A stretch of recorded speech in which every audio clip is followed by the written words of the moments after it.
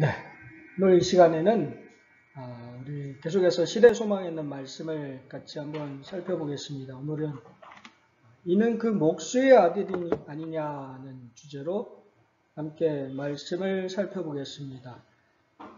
이 말씀 우리 함께 먼저 성경 본문에 있는 말씀 같이 한번 보겠습니다. 마태복음 13장 55절에서 58절에 있는 말씀이 되겠습니다. 제가 한번 읽어드리겠습니다. 이는 그 목수의 아들이 아니냐? 그 모친은 마리아, 그 형제들은 야고보, 요셉, 시몬, 유다라 하지 않느냐? 그 누이들은 다 우리와 함께 있지 아니하냐? 그런즉 이 사람이 이 모든 것이 어디서 났느냐? 하고 예수를 배척한지라. 예수께서 저에게 말씀하시되 선지자가 자기 고향과 자기 집 위에서는 존경을 받지 않음이 없느니라 하시고 저희의 믿지 않음을 인하여 거기서 많은 능력을 행치 아니하시니라. 오늘 본문의 말씀은 이제 예수께서 나사렛에서 이제 어떤 이적을 복음을 전하실 때 일어났던 그 사건에 대한 말씀이 되겠습니다. 사실 그 고향에서 성경에도 나오지만 선지자는 고향에서 이제 환영을 받지 못한다는 그런 말씀이 있지 않습니까? 그래서 이게 선입견이라는 게 굉장히 무서운 거예요.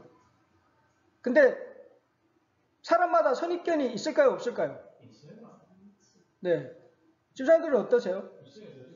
선입견이 있습니다. 우리 나름대로. 왜냐하면 선입견이라는 게 뭐냐면 내가 알고 있는 어떤 지식과 내가 알고 있는 것들로 인해 가지고 다른 것들은 이거는 잘못됐다든지 이건 아니라고 생각하는 그게 결국 선입견이지 않습니까? 사실 예수님께서 이제 나사렛에서 어떤 봉사를 시작할 때 그 나사렛 사람들이 기억 속에 했던 예수는 어떤 분이신가요? 그렇죠. 이제 계속 봐왔던 어릴 때부터 그 동네에서 뛰어다니며 놀던 예수님은 온전한 인간이셨습니다. 예수님은 어릴 때 그 나사렛이란 동네에서 그냥 뛰어다니며 동네 아이들과 같이 놀면서 어울리던 그 모습이 기억이 나는 거예요. 옛날에 저희 동네 분들도 저를 보면 맨날 그래요. 옛날에 그 기억, 그것만이 그냥 지배해가지고 지금 어떤 이렇게 제가 정장 입고 딱 가면 놀래요. 그런 것들이 있다는 것이죠. 예수님도 마찬가지라는 겁니다. 그리스도께서 갈릴리에서 봉사하신 광명한 시기에 한 그림자가 놓여 있었다. 곧 나사렛 사람들이 그를 거절한 것이다. 이는 그 목수의 아들이 아니냐 하고 그들은 말하였다. 예수님은 오히려 다른 지역에서는 쉬워요. 모르는 사람들이 가가지고 그 사람들이 복음을 전했을 때 그 사람들은 오히려 쉽게 받아들였지만 나사렛 사람들은 이제 의논을 하는 거예요. 제 형제들 그 유다도 있고 그 요셉의 아들이 아니냐고. 옛날에 우리가 목수일 할 때 제가 쟤한테 걸상도 맡기고 그렇게 해서 했는데 지금 뭐라고 하는 거예요? 여기 와가지고 지금 뭐 하는 거야? 이러면서 이제 갖고 있다는 거예요. 사실 이 선입견이라는 게 굉장히 무서운 겁니다. 그래서 그 국어사전을 살펴보니까 선입견이라고 해석해 놓은 게 있더라고요. 어떤 대상에 대하여 이미 마음속에 가지고 있는 고정적인 관념이나 관점이라는 거예요. 이미 내가 정해놨어요. 예수는 누구다? 목수의 아들이다. 예수는 요셉의 아들이다. 예수는 목수다. 그러니까 다른 예수님의 모습이 보일까요? 안 보일까요? 안 보이는 거예요. 이미 내가 정해놨기 때문에. 내가 갖고 있는 개념으로 이미 딱 어떤 틀을 만들어놨기 때문에 다른 얘기를 아무리 해도 귀에 안 들어오고 눈에 안 보이는 겁니다. 여기 이런 이야기가 있더라고요. 여러분 한번 이제 보세요. 제가 퀴즈를 여기에 낼게요. 어떤 사람이 수레를 끌고 언덕으로 올라가고 있었습니다. 젊은이가 뒤에서 수레를 밀고 있었어요. 어떤 젊은이가 뒤에서 수레를 밀고 있었어요. 젊은이에게 물었습니다. 앞에서 수레를 끄시는 분이 당신의 아버지입니까? 네 하고 대답했습니다. 이번에는 앞에서 수레를 끌고 가시는 분에게 물었습니다. 뒤에서 수레를 미는 젊은이가 당신 아들입니까? 아니요. 어떻게 된 일일까요? 우리 하영이 학생 한번 맞춰보세요. 어떻게 된 일일까요? 분명히 보면 앞에서 수레를 끄시는 분은 당신의 아버지입니까? 하고 물어봤을 때 네 하고 대답했습니다. 근데 아버지한테 물어봤어요. 그럼 뒤에서 수레를 미는 젊은이가 당신 아들입니까? 근데 뭐래요? 아니요 하고 대답했습니다. 거짓말이 아니고 사실이에요. 왜 이럴까요? 정답. 예? 왜냐하면 이게 선입견이 작용하는 거예요. 뒤에 있는 미는 젊은이는 아들이 아니라 딸이었기 때문에. 그렇잖아요. 근데 우리는 당연히 아들일 거리라는 선입견을 갖고 생각을 하니까 왜 그렇지 하고 계속 생각이 틀이 잘못 가고 있는 거예요. 그렇죠? 딸이면 문제가 해결되죠. 아들이 아니니까 당연히. 나는 딸이니까. 그러니까 아버지는 아니요 아들이 아니에요 그러는 거예요. 딸이에요. 딸이 정답인 거예요. 그렇죠? 그러니까 사람이 어떤 선입견이 머리에 딱 틀이 잡히게 되면 다른 생각으로 안 합니다. 생각이 혹시 다른 곳으로 안 갑니다.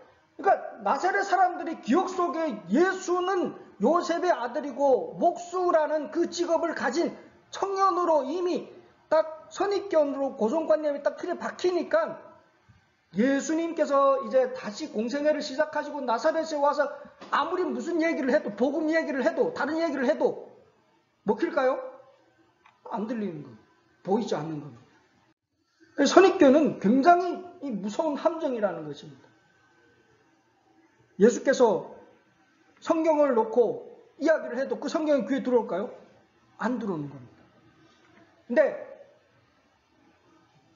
이 말씀 속에도 보다시피 예수께서 이 글이 오늘날 너희 귀에 응하였느니라고 선언하셨을 때 그들은 갑자기 그들 자신에 대해서 그리고 그들에게 말씀을 하신 예수님의 주장에 대해서 생각하도록 촉구를 생각할 여유는 있습니다. 그들 곧 아브라함의 자녀들인 이스라엘 사람들이 속박을 당하고 있는 것으로 나타내십니다. 그들이 악의 권세로부터 구원받아야 할 죄수요 흑암 가운데서 진리의 빛을 필요로 하는 자들로 제시된 것이다. 그들의 자부심은 손상을 입었으며 공포심이 일어났다. 예수의 말씀은 그들을 위한 당신의 사업은 그들이 바라는 것과는 전혀 같지 않으니라는 것을 나타냈다.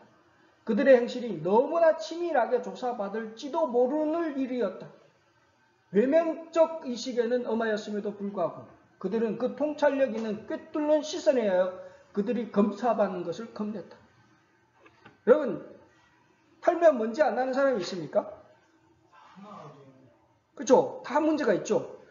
근데 예수께서 이 땅에 오셔서 뭐예요? 바리새인들이 죄를 지적하고 제사장들이 죄를 지적하고 어떤 그들의 회개하라는 기별을 촉구하고 외쳤지 않습니까? 근데 사실 이게 유대적인 신앙의 관점에서 유대인들은 자기들은 의인이라 생각했습니다. 자기들은 회개할 게 없다고 생각했습니다. 자기들 선택받은 백성이니까. 그거는 따놓은 당상이라고 생각했습니다. 근데 예수께서 와가지고 지금 다른 얘기하고 있는 거예요. 아니다, 니네도 회개해야 된다고. 그러니까 예수님을 보면 예수님의 그 의로운 삶 때문에 두려운 거예요. 그런 게 두려운 거예요. 너무나 치밀하게 조사를 받을지도 모를 것 때문에 두려움이 생기게 난 겁니다. 요즘 이제 이분이 박지원 이분이 전 국정원장이지 않습니까? 언론에 발표를 했죠. 뭐냐면 이 국정원이라는 게 뭡니까? 조사하는 거예요. 국가정보기관 모든 정보를 수집합니다. 근데 박근혜 전 대통령 그 전 시대 모든 정부가 이 모든 국민에 대해서 조사를 했대요. 다 이렇게 감찰 대상이었답니다. 그런 자료들이 지금 국정원에 다 쌓여 있는 거예요. 이분이 국정원 원장 하는 기관에 그걸 아마 봤겠죠. 봤는데 폭탄 발언을 했죠.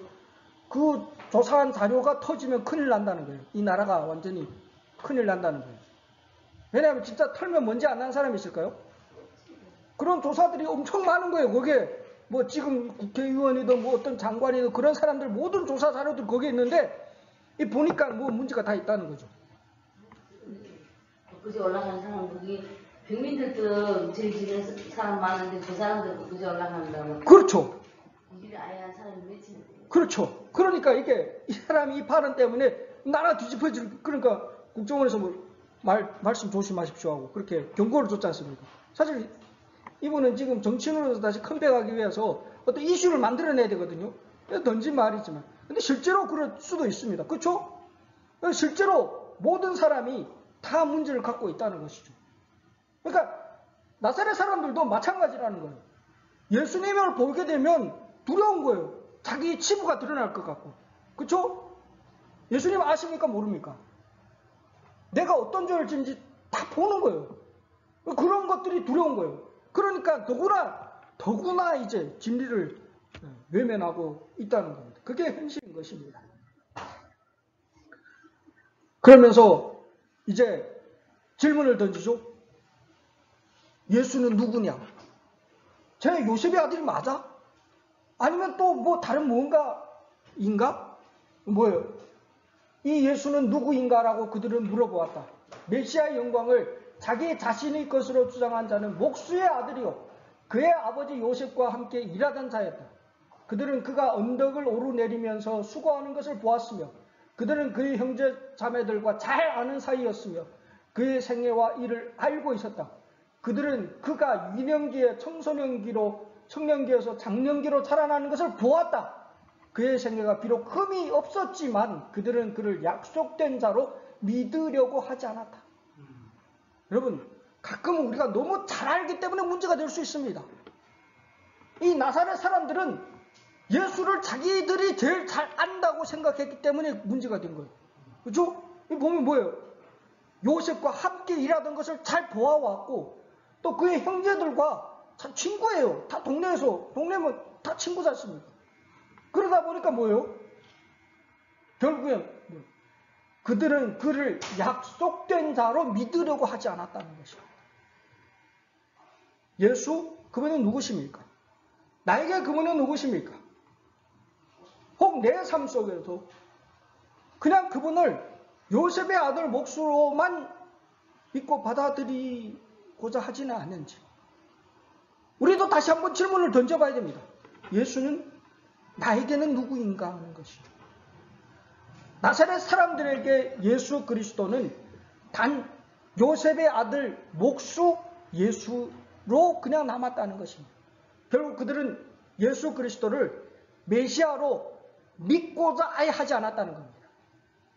그들이 그냥 알고 있는 그 선입견 때문에 결국 그런 비참한 결과를 낳게 되었다는 것입니다.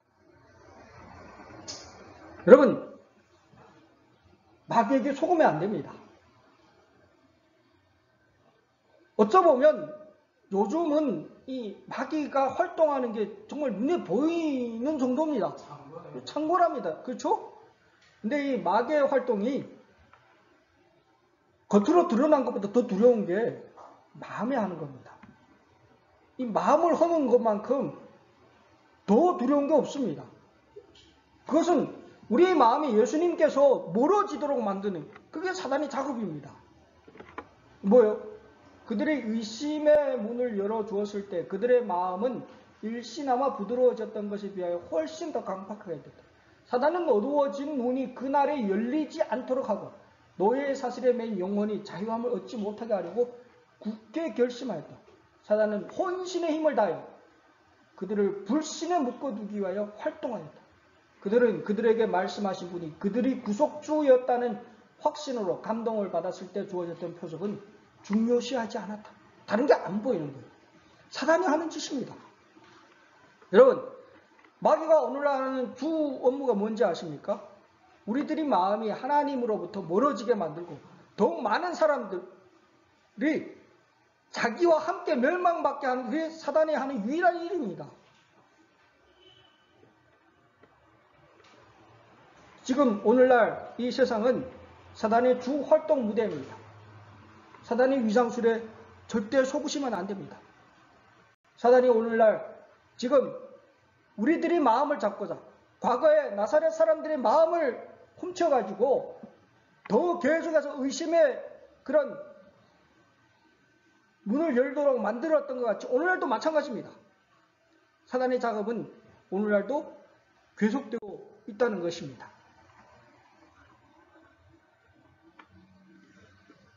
사실 이제 하나님께서는 복음을 전했을 때 이 백성들이 그것을 듣지 않으면 어떻게 합니까? 필요한 사람들이 다 가게 되어 있습니다. 그렇죠? 나사렛 사람들은 하나님의 예수님의 복음을 거절을 했습니다. 예수께서는 선지자들의 생애 가운데 있었던 여러 사건들을 이렇게 말씀하심으로써 듣는 자들이 의문에 응하셨다. 예수님께서 그렇게 의문에 의심의 마음을 연 그 사람들에게 이제 이야기했던 하나의 예화가 엘리야 시대에 일어난 사르밧 과부의 이야기였습니다. 그죠? 엘리야 시대에 이스라엘은 하나님에게서 떠났다. 그들은 죄에 집착하고 주의 사자들을 통하여 오는 성령의 공고를 거절했다. 엘리야 시대를 다 아시지 않습니까? 완전히 이스라엘 백성들이 이거 뭐 바알신을 섬기는 일이 아주 성행했고 그냥 뭐 하나님보다는 오히려 이방의 신상들에게 절하는 일이 더 비일비재했던 그런 시대였습니다. 죄에 집착하고 성령의 공고를 거절하고 그러니까 하나님께서 엘리야를 어디로 보내십니까? 엘리야를 숨기는 일이 이스라엘 경례가 아니었다는 것입니다. 우리가 여기 지도에다 보다시피 저기 보게 되면 여기는 안 보이네요. 사르밧이라는 도시가 보이시죠? 지도에. 그 사르밧이 보면 어디예요? 이스라엘이에요? 아니에요. 저기는 블레셋의 도시였습니다. 주한 두로, 시돈, 베이루트, 사르밧 다 이방의 도시였습니다. 사르밧은 유대인입니까? 아니 이방인이었습니다. 근데 하나님께서 엘리야를 거기로 보냈다는 거예요. 숨겨진 그런 하나님의 구원이 필요한 그런 어쩌면 하나님께서 이 마지막 때도 마찬가지라는 것입니다. 그래서 주께서는 이스라엘의 여러 가정들을 그냥 지나치시고 이방 땅에서 선택받은 백성에 속하지 않은 한 여인의 가정에서 당신의 종을 위한 피난처를 발견하셨다. 그러나 이 여인은 자기가 받은 빛을 쫓았으며 하나님께서 당신의 선지자를 통하여 내신 더 큰 빛의 마음문을 열고 있었기 때문에 은총을 입었었다. 여러분 이 마지막 시대도 마찬가지입니다. 어쩌면 이제 우리가 마지막 환난을 당하고 여러 가지 일들을 할 때 연희 신에도 분명히 나옵니다. 하나님께서 마지막 때 이방인들의 주머니를 여신다 했습니다. 그 사람들이 하나님의 복음 사역에 자기의 재물을 내놓을 것이라고 그랬습니다. 그러면 하나님의 사역은 돈이 없어서 못하는 게 아닙니다. 하나님께서 이루시고자 하면 놀랍게 경이롭게 일을 이루신다는 겁니다. 어쩌면 마지막 환난의 때에 하나님께서 그러한 이방인들의 마음을 감동하사 하나님의 백성을 숨겨주고 또 먹여주고 재워지는 그런 역사가 일어날 것이라는 것입니다. 엘리야를 지키시고 엘리야를 통해 가지고 근데 사실 또 반면으로 생각하면 어때요? 엘리야를 통해서 이방인을 구원하신 것이 않습니까? 이쪽 구원을 경험하게 하신 것이죠. 마찬가지로 이제 마지막 때도 똑같은 일들이 우리가 살고 있는 이 시대에도 일어날 것이라는 것입니다. 하나님께서는 우리에게 말씀하십니다. 하나님 앞에서의 우리의 입장은 우리가 받은 빛의 분량에 달린 것이 아니라 받은 것을 활용하는 여하에 달려있다 하십니다. 참 저는 이 말씀이 아주 정말 마음에 닿았습니다. 여러분 우리가 많이 받고 적게 받고가 중요한 게 아닙니다.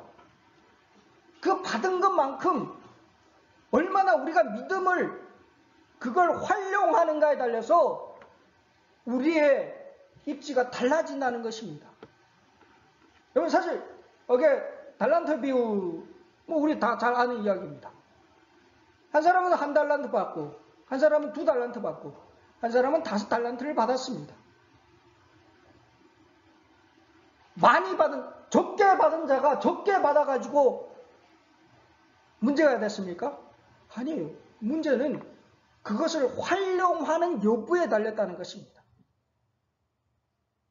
그 말인즉슨 오늘날 우리가 받은 빛의 분량은 우리들의 믿음의 빛의 분량에 따라서 우리가 하나님 앞에 심판대 앞에 서게 될 것이라는 겁니다.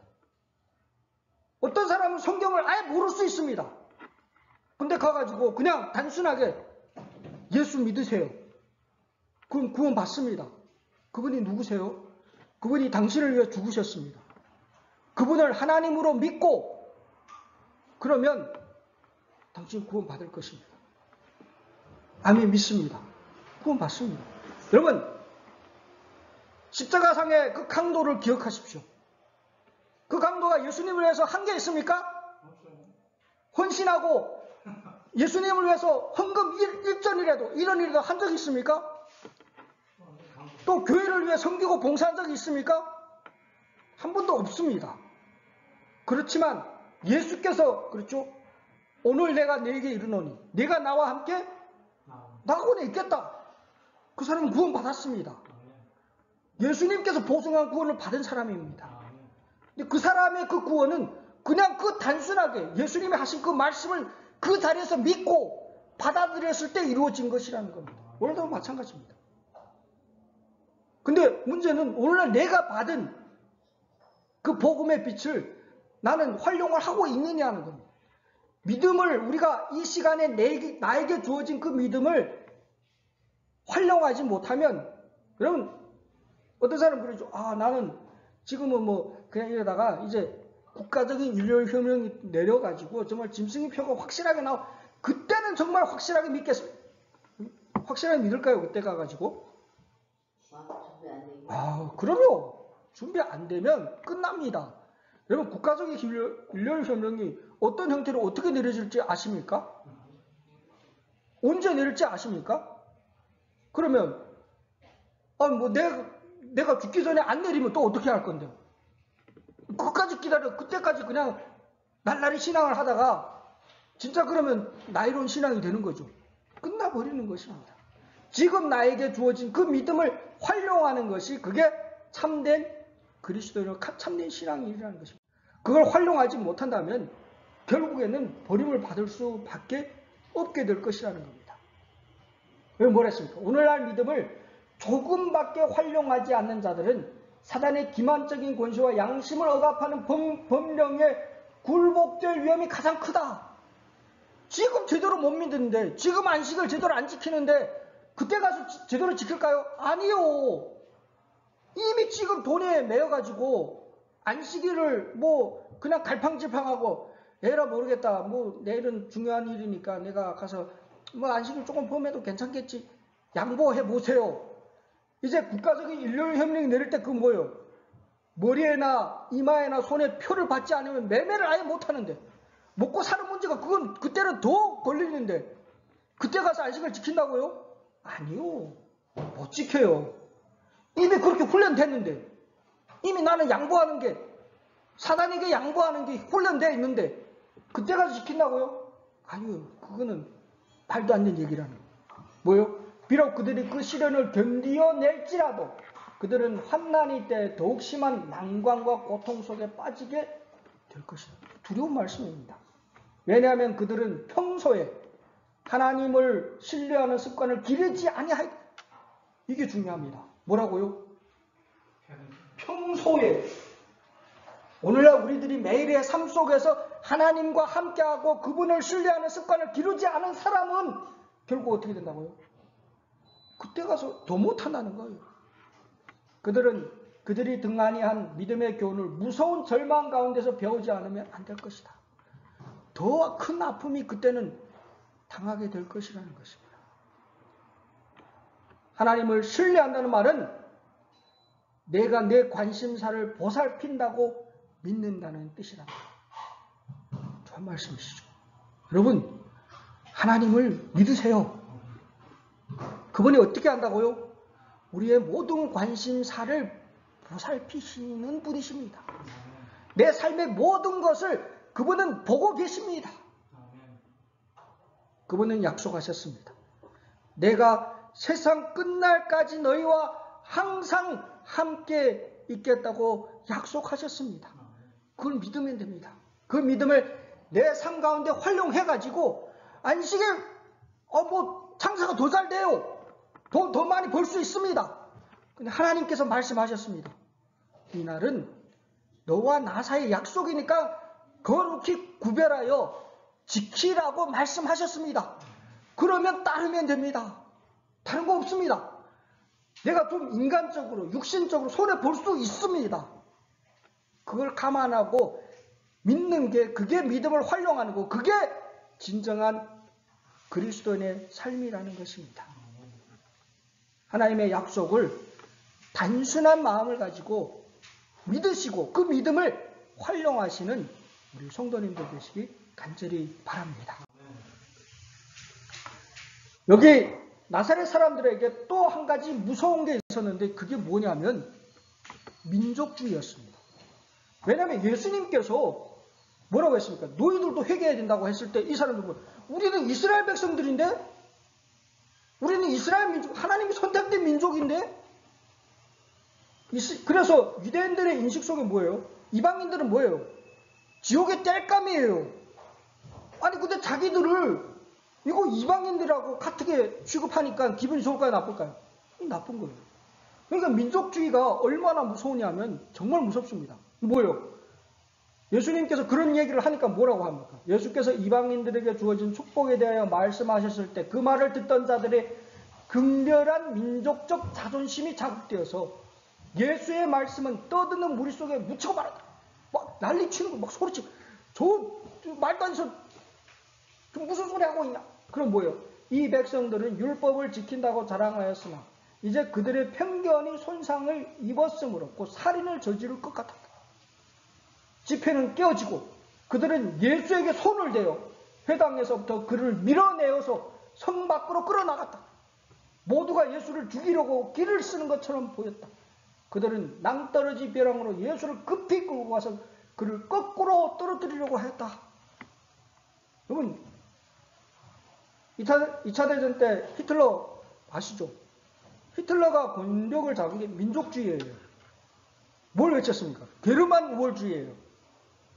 우리 게르만 민족이 전 세계에서 가장 우수한 족속이다.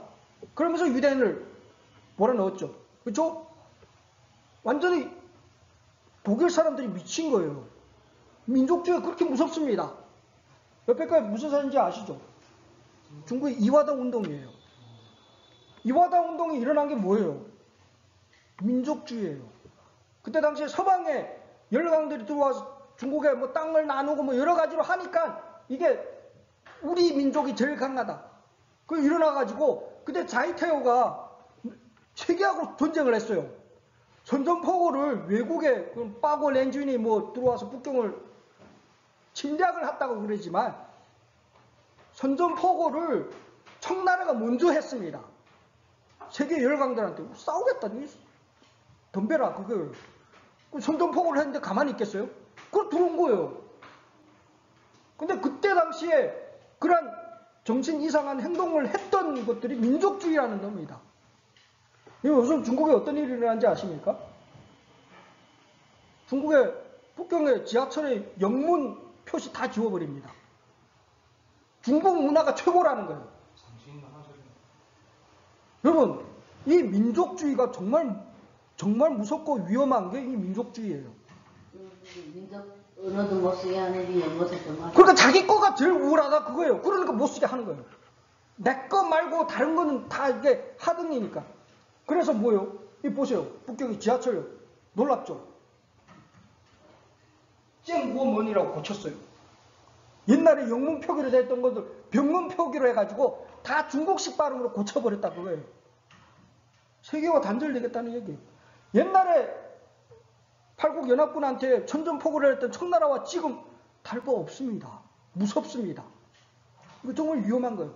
꼭 마치 나사렛 사람들이 뭐예요? 민족주의에 딱 빠져있으니까 뭐예요? 예수를 밀어내고 오히려 죽이려고 하는 게 사단의 정신입니다.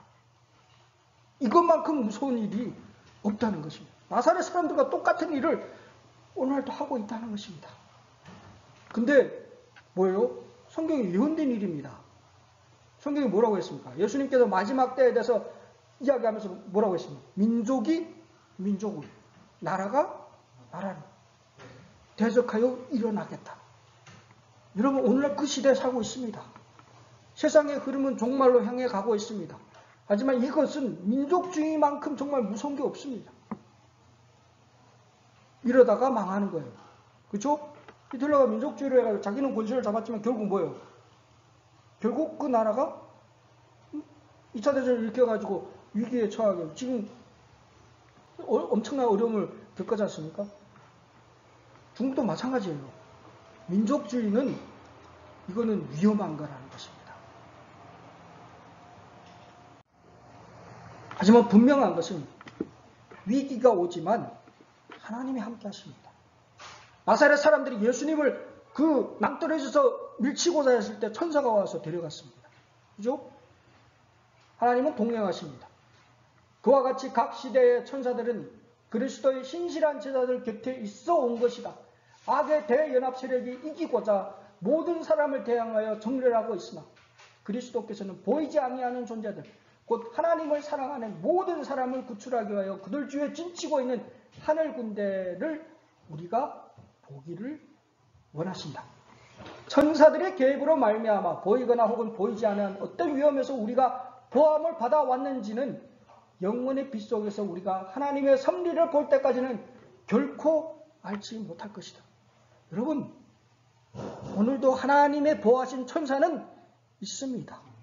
오늘도 하나님의 보호하시는 천사는 우리들의 주의를 지켜주고 있습니다. 혹 우리는 지금 인지를 못할 수도 있습니다. 하지만 이제 어느 날인가 세상 만물의 모든 비밀이 밝혀질 때 우리는 그것들을 과거에 내가 어떤 위험한 장면에서 천사가 어떻게 나를 지켜주는지 보게 될 것이라는 겁니다. 엘리사가 뭐예요? 엘리사의 종 게하시가 지금 보니까 뭐예요? 아람 군대가 와서 진쳐 있는 거예요. 깜짝 놀라가지고 가서 엘리사한테 아이고 선생님 야단 났습니다. 이거 어떻게 할 거예요? 저기 죽게 생겼습니다. 엘리사는 뭐예요? 걱정했습니까? 아니요. 게하시는 저걸 못 봤다는 겁니다. 그 위에 그 아람 군대 위에 진치고 있는 하늘의 천만 천사의 군대를 보지 못했다는 거예요. 엘리사가 기도해가지고 그 눈을 열어줬죠. 보니까 이제 든든한 거죠. 그죠? 우리들의 영적인 눈이 하늘을 향해 열려야 됩니다. 말씀 중에와 같이 그때 우리는 하늘의 온 가족이 이 곧 지상에 있는 가족에게 관심을 가지고 있었고 하나님의 보좌에서 온 사자들이 날마다 우리의 발걸음에 동행하고 있었다는 것을 알게 될 것이다 했습니다. 여러분, 얼마나 감사한 일입니까? 요즘 세상 불안하지 않습니까? 하루하루 삶, 언제 정말 어디서 어떻게 뭔 일이 터질지 모릅니다. 사건, 사고 끊이지 않습니다. 하지만 분명한 것은 하나님의 약속이 있습니다. 뭐요? 날마다 하나님의 보좌에서 온 사자들이 날마다 우리의 발걸음에 동행하고 있다는 사실로 인해 가지고 하나님께 감사하게 되시기 바랍니다. 하나님은 함께 하십니다. 하나님의 약속은 확실하십니다. 세상 끝날까지 주님의 이 약속은 우리 가운데 그대로 실현될 것이라는 것입니다. 근데 나사렛 사람들은 끝까지 결국에는 어떻게 합니까? 성령의 그러한 역사를 거절하는 것입니다. 마음의 한 번 품은 불신은 나사렛 사람들을 계속 지배하였습니다. 결국 이런 모양으로 불신은 산헤드림과 국가를 지배하였고 제사장들과 백성들에게 있어서 성령의 능력의 증거에 대한 첫 거절은 곧 종말의 시작이었다. 여러분, 이게 무섭습니다. 그죠? 그들의 최초의 반항이 정당하였다는 것을 입증하기 위해 그들은 그 후에도 계속 그리스도의 말씀에 트집을 잡았다. 길을 잘못 들어서게 되면 이것만큼 두렵고 무서운 일이 없습니다. 결국 예수님의 말씀 속에서 그들은 말씀을 들을 때 트집을 잡기 위해요. 그 말씀을 지금 듣고 있다는 것입니다. 성령에 대한 그들의 거역은 갈바리의 십자가와 그들이 사는 성령의 멸망과 하늘의 바람에 따라 민족이 흩어진 일에서 그 절정에 이르렀다. 죄의 문이 열리면 커집니다. 그 결과는. 그죠? 처음에는 작은, 이제 개미 구멍에 해가지고 천리 방축이 무너진다는 말씀과 같이 마찬가지예요. 처음에 죄가 들어와가지고 그냥 조그만 흠으로 그냥 그게 뭔 큰 결과를 낳겠는가 했지만 결국 뭐예요? 엄청나게 계속해서 더 큰 사건이 일어나게 만드는 게 그게 성령을 거역하는 죄라는 것입니다. 결국에 성령을 거역하는 죄는 뭐예요? 성경에 유일하게 용서받지 못하는 죄로 낙인이 찍히는 그런 죄라는 거예요. 나사렛 사람들이 예수님을 거절한 그것이 곧 성령을 거역한 그러한 사건이었다는 것입니다. 그리스도의 교훈은 그들의 품성의 결함들을 드러냈기 때문에 그 사람들은 회개를 드러내었고 회개를 요구했다. 그들이 예수의 교훈을 받아들인다면 그들의 행습은 변화되어야 하며 그들이 품었던 희망은 포기되어야 한다. 그들은 하늘의 명예를 받기 위하여 인간의 영예를 희생해야 한다. 그들이 만일 새 라비의 말씀을 순종한다면 그 시대의 위대한 사상가나 교사들이 이 경과는 달리 행해야 한다. 여러분, 이 부자 법권 청년 잘 아시지 않습니까? 다 좋아요. 아주 근데 예수님께 나와가지고 예수님의 제자가 되기를 원하는 마음으로 나왔습니다. 그렇죠? 근데 예수께서 뭐라고 했습니까? 네가 가진 재산을 다 가서 나눠주라. 왜냐하면 예수님께서 꼭 굳이 그걸 말씀하신 이유가 있었습니다. 이 청년이 마음이 그대로 보여진 거지 않습니까? 이 청년이 지금 뭘 원한 겁니까? 하늘나라도 가고 이 세상에서도 부와 명예를 누리고 내고 좋고 누이 좋고 다 좋고 그렇죠? 그럼 좋겠죠? 그죠? 여러분 어떻습니까? 하나님도 잘 믿어서 천국도 가고 이 땅에서도 내 할 걸 죄의 낙도 누리고 그렇게 살면 좋겠죠? 근데 예수께서 말씀하신 건 뭡니까? 그건 아니다. 내 마음을 온전히 하나님께 드리라고 요구한 것이었지 않습니까? 나사렛 사람들에게도 마찬가지였습니다. 이스라엘 사람들에게도 마찬가지였습니다. 왜 바리새인들과 서기관들과 제사장들이 예수를 거절했을까요? 예수는 그들이 가지고 있던 기득권을 포기하라고 말씀을 했기 때문에 그들은 그걸 포기하는 게 싫었기 때문에 예수를 거절할 수밖에 없었다는 것입니다. 오늘날도 마찬가지입니다. 여러분, 이 세상의 걸 다 누리고 명예 다 누리면서 하늘나라 갈 수 있으면 좋겠죠. 하지만 예수께서 말씀하십니다. 예수님께서는 오늘날 우리에게도 회개를 요구하고 있다는 것입니다. 예수님의 제자가 되기 위해서는 우리가 지금 누리고 있는 것들을 포기해야 한다는 것입니다. 하나님께서 우리에게 요구하고 있습니다. 오늘날도 우리에게 예수께서 똑같이 말씀하고 있습니다. 어떤 선택을 하시기 원하십니까? 부자 법관 청년과 같이 근심하며 떠나가시렵니까? 아니면 베드로나 요한과 같이 다 버리고 줄을 쫓는 그런 선택을 하기 원하십니까? 정말 이 시간 하나님의 말씀 앞에 온전한 그런 선택을 하시는 우리 성도님들 되시기 간절히 바랍니다. 사실 진리 중요합니까? 중요합니다. 근데 어떤 사람들에게는 진리가 의미가 없습니다. 그렇죠? 요즘도 마찬가지입니다. 예수님 시대에도 진리가 인기가 있었습니까? 아니요. 그 사람들에게는 그거 관심이 아니었습니다. 그죠? 진리는 그리스도의 시대에 인기가 없었다 했습니다. 진리는 현 시대에도 인기가 없습니다. 요즘 사람들 진리를 따라다닙니까? 아니요. 자기 감정을 따라다닙니다. 그죠? 또 뭘 따라다녀요? 그냥 일시적인 쾌락. 진리가 중요한 시대가 아닙니다. 요즘 더 그렇습니다. 예수님 때보다 어쩌면 더 그런 시대에 우리가 살고 있죠. 사단이 최초의 자고하심으로 이끄는 거짓말을 제 시험으로 진리에 대한 혐오감을 사람에게 심어준 이래로 진리는 인기가 없다. 왜냐하면 사단이 진리를 싫어하니까. 예수께서 뭐라고 했습니까? 내가 길이요 진리요 생명이니. 진리를 싫어하는 건 누구를 싫어하는 겁니까? 예수를 싫어하는 거예요. 그러니까 마귀는 예수를 싫어하니까 진리를 싫어하는 거예요. 진리가 이루어지면 안 되니까. 우리는 오늘날 하나님의 말씀에 전혀 기초되지 않은 이론과 교훈을 접하고 있지는 않은가? 사람들은 마치 유대인들이 그들의 유전에 대하여 그래왔던 것을 이론과 교훈에 집요하게 매달리고 있다. 뭐 성경을 달달 외우는 학자들이 많이 있습니다. 그렇죠? 그런 걸 갖고 논쟁을 많이 합니다. 뭐 성경이 어떻고 저쩌고 하면서 우리가 믿음으로 말미암는 의를 얘기하면서 믿음으로 말미암는 의를 100번, 1000번 설교하지만 믿음으로 살지 않는 사람들 너무나 많습니다. 그죠?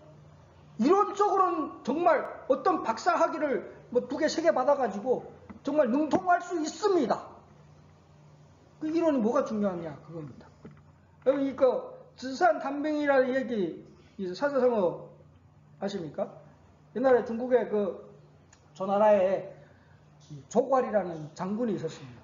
이 사람은 조나라 그 장군의 아들인데 병서를 완전히 달달 외웠습니다. 그래가지고 이제 장군들이 모여 앉아가지고 막 회의를 할 때면 목소리가 제일 컸습니다. 으악 하고 얘기를 하면 막 이게 병법을 누구보다 더 잘 얘기했습니다. 근데 그 아버지는 잘 알았습니다. 이 아들은 그냥 이론만 강하고 실천이 약한 거. 절대 내세우지 않았습니다. 아버지가 있을 때. 근데 아버지 죽고 나니까 왕이 그래도 없고 유명한 장군의 아들이니까 진짜 실전 배치해가지고 나가 싸웠는데 싸우는 데마다 패전을 계속하는 거예요. 그러니까 결국 뭐예요? 그 사람이 갖고 있는 거는 이론이지 실전은 아니라는 겁니다. 오늘날 우리들이 신앙에 살펴볼 필요가 있습니다. 이론적으로 우리가 뭐 가끔 그런 사람들이 있습니다. 안식일에 대해서 다른 사람에 대해서는 굉장히 얘기를 많이 해요. 뭐 여러 가지 정죄하고 뭐 저 사람 신앙이 뭐 어떻다고. 근데 가만히 보니까 이 사람 자기는 안식일을 안 지켜. 자기는 신앙을 뭐 제대로 더 하네요.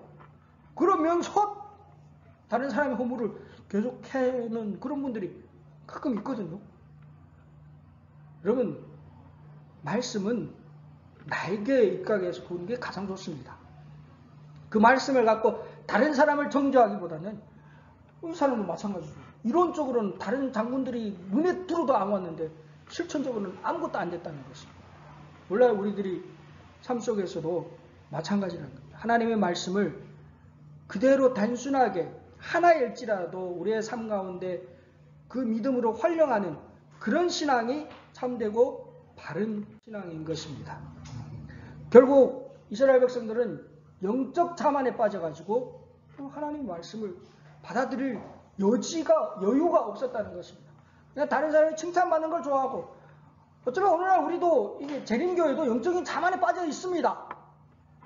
조심해야 됩니다.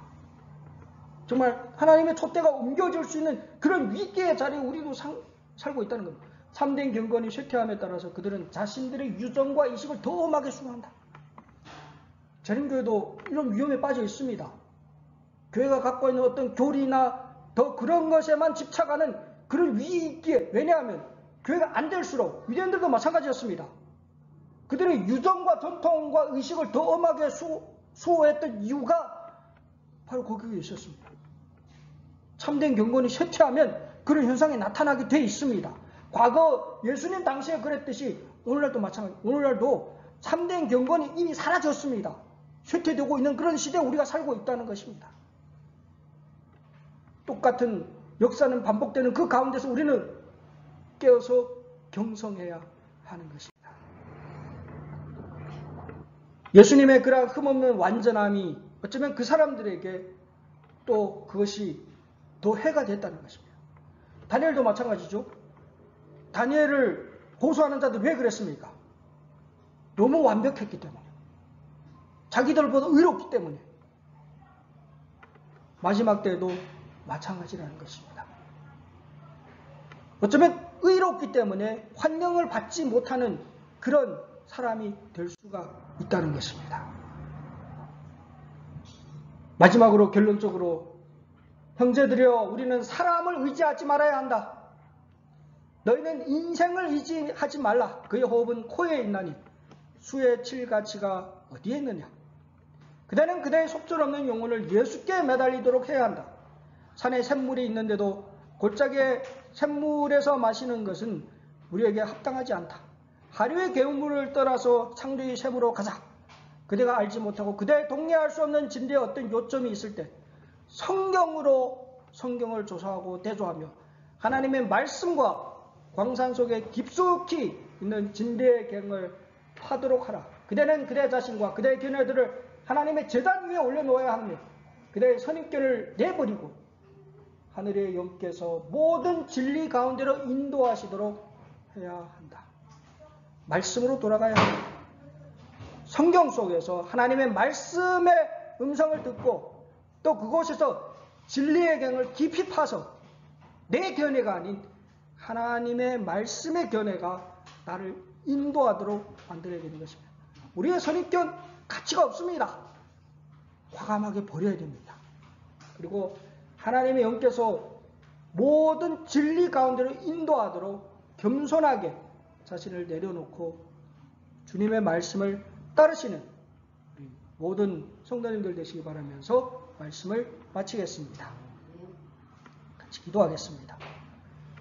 하나님 아버지, 오늘 주신 말씀을 통하여 저희들이 마음에 있는 선입견을 내려놓기 원합니다. 온전히 주의 말씀에 인도하는 대로 겸손한 자세로 주님을 따라가기 원합니다. 저희 가운데 오셔서 진리의 영으로 저희들의 삶을 인도하여 주시옵소서. 아버지 하나님의 그 무한하신 사랑과 예수 그리스도의 십자가의 은혜와 성령의 교통하심이 주님 오시는 날까지 항상 너희와 함께 하시겠다고 약속하신 그 약속을 인하여 감사하며 주 예수 그리스도 이름으로 축원하옵나이다. 아멘.